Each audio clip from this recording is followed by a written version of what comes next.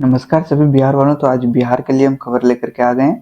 तो ए to Z हम बताएंगे, सारा चीज़ बताएंगे। देख लीजिए, पैसा कब मिलेगा यहाँ बताएंगे, क्यों लेट हो रहा था ये भी बताएंगे, और किन किन जिलों में सबसे ज़्यादा लेट हो रहा है, धीरे धीरे एकदम काम हो रहा है वो बताएंगे, सभी तरह का। ठीक है, तो सारा बात हम करेंगे। तो जितने भी बिहार वाले हैं कमेंट कर दीजिए, ताकि हमको पता चले कि बिहार से काफ़ी ज़्यादा लोग हमसे जुड़े हुए हैं, और नए लोग जितने भी वो चैनल को सब्सक्राइब कर लें। चलिए वीडियो को शुरू करते हैं। सबसे पहले खबर है, देखिए यहाँ पे, बिहार में प्रधानमंत्री आवास योजना के तहत 30 जुलाई 2026 की ताजा स्थिति यह है कि पुराने स्वीकृत मकानों का पैसा चरणबद्ध तरीके से खाते में भेजा जा रहा है, जबकि पीएम आवास योजना 2 के तहत ग्रामीण क्षेत्रों में प्राथमिकता सूची और शहरी क्षेत्रों में पात्र लाभार्थियों की जांच का काम अंतिम दौर में है। तो देखिए, पुराने जितने भी स्वीकृत मकान थे उनको तो पैसा यहाँ पे भेजने का काम चल रहा है, लेकिन जितने भी नए लोग हैं जो 2.0 में आते हैं, उसके लिए ग्रामीण क्षेत्र में लिस्ट निकलना और शहरी क्षेत्र में पात्र लाभार्थी का जांच का काम अभी भी चल ही रहा है। पैसा मिलने में हो रही देरी और आगामी भुगतान की पूरी जानकारी नीचे दी गई है, तो ध्यान से सुन लें। तो पैसा कब मिलेगा ये देखिए। सबसे पहले ग्रामीण वाले, जो इंदिरा आवास भी बोलते हैं बहुत लोग, और फिर साहब बात करेंगे हम लोग शहरी वालों के लिए भी। जिन लाभार्थी का नाम पहले से स्वीकृत था और वेरिफिकेशन पूरा हो चुका है, उनके खाते में जुलाई के अंत और अगस्त के पहले सप्ताह के दौरान एफटीओ जनरेट करके डीबीटी के माध्यम से पहली या अगले किस्त ट्रांसफर की जा रही है। नए वित्त वर्ष के लाभार्थी को केंद्र सरकार से अंतिम लक्ष्य आवंटित होने के बाद पैसा मिलना शुरू होगा। तो यहाँ पे साफ साफ ये बातें बताया है। फिर से बैक करके देख लीजिए जो यहाँ हम पढ़ें, और समझने की कोशिश कीजिएगा। वही शहरी वालों के लिए देखिए क्या खबर है। शहरी क्षेत्र में पीएम आवास योजना 2.0 के तहत बिहार के निकायों में लाभार्थियों के चयन और जियो टैगिंग की प्रक्रिया चल रही है। जिन लोगों के पुराने मकान पेंडिंग थे, उन्हें काम की प्रगति के आधार पर किस्तें जारी की जा रही है। तो उसके बारे में भी यहाँ पे यही बोला गया है।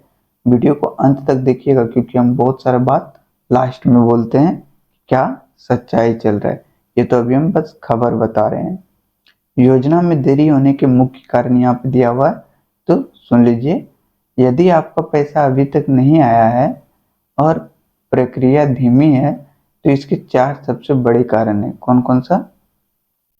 तो आवास प्लस सर्वे और डाटा का दोबारा मिलान। बिहार में अपात्र लोगों को योजना का लाभ मिलने से रोकने के लिए सरकार बड़े स्तर पर फिजिकल वेरिफिकेशन और आवास प्लस सर्वे डाटा की स्क्रूटनी कर रही है। ठीक है, तो सबसे बड़ा ये कारण है जिसके कारण बिहार में लेट हो रहा है। वहीं जियो टैगिंग में समय लगना। आवास योजना के नियम के अनुसार जब तक आपके पुराने घर या खाली जमीन की लोकेशन ऐप के जरिए जियो टैग नहीं होती, तब तक अगली किस्त का पैसा सिस्टम में अटक जाता है। तो क्या आपके साथ ये केस हो रहा है? तो कमेंट करके जरूर बताएं। आधार और बैंक खाता सीडिंग की समस्या। कई लाभार्थी के बैंक खाते में आधार एनपीसीआई मैपिंग ना होने के कारण रिजेक्टेड लिस्ट में नाम चला जाता है, जिससे एफटीओ जनरेट होने के बाद भी पैसे खाते में नहीं पहुंचता है।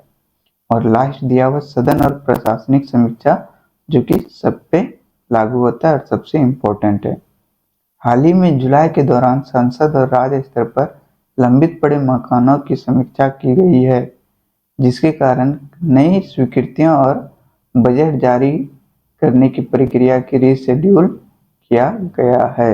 यहाँ पे ये बताया गया जिसके कारण रीशेड्यूल फिर से किया गया है। अब देखिए यहाँ पे और सारी बातें दिया हुआ है कि किन किन जगहों पे काम काफी धीरे है। बिहार आर्थिक सर्वेक्षण और ग्रामीण विकास विभाग की हालिया समीक्षा रिपोर्टों के अनुसार बिहार के कई जिले में प्रधानमंत्री आवास योजना शहरी और ग्रामीण की रफ्तार काफी धीमी है। बिहार के इन जिलों में काम सबसे ज्यादा स्लो चल रहा है। उन्हें मुख्य रूप से 3 श्रेणी में देखा जा सकता है। सबसे पहला है सबसे खराब प्रदर्शन करने वाले जिले। तो गोपालगंज में सबसे ज़्यादा धीरे सब चीज़ हो रहा है। इस जिले में लक्ष्य के मुकाबले 50% से अधिक मकान तक समय के भीतर नहीं बन सके और प्रोजेक्ट रेट काफ़ी पीछे है। मतलब यहाँ जितना लक्ष्य रखा गया था उसका 50% भी टाइम से पूरा नहीं हुआ, सोचिए इतना गंदा है। वही दूसरा है सीतामढ़ी और शिवहर के बारे में। उत्तर उत्तर बिहार के उन जिलों में बाढ़ के प्रभाव और तकनीकी सत्यापन के कारण जमीनी काम काफी सुस्त रहा। हालांकि हाल ही में शहरी क्षेत्र के लिए अलग से बजट भी जारी हुआ। वहीं आगे बात है दरभंगा और मधुबनी के बारे में यहाँ दिया हुआ है। तो इन जिलों में बड़ी संख्या में लाभार्थी को पैसा मिलने के बाद भी तीसरी किस्त या अंतिम कंस्ट्रक्शन का काम पेंडिंग पड़ा हुआ है। तो कहाँ दरभंगा और मधुबनी के बारे में ये बोला जा रहा है।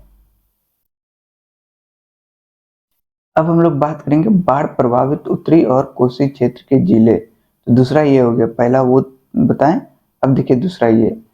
उत्तरी बिहार में इन जिलों में भौतिक कारणों, पानी जमा होने या जल भराव तथा मकान की नींव के कड़े नियमों के कारण काम की रफ्तार हर साल इस सीजन में धीमी हो जाती है।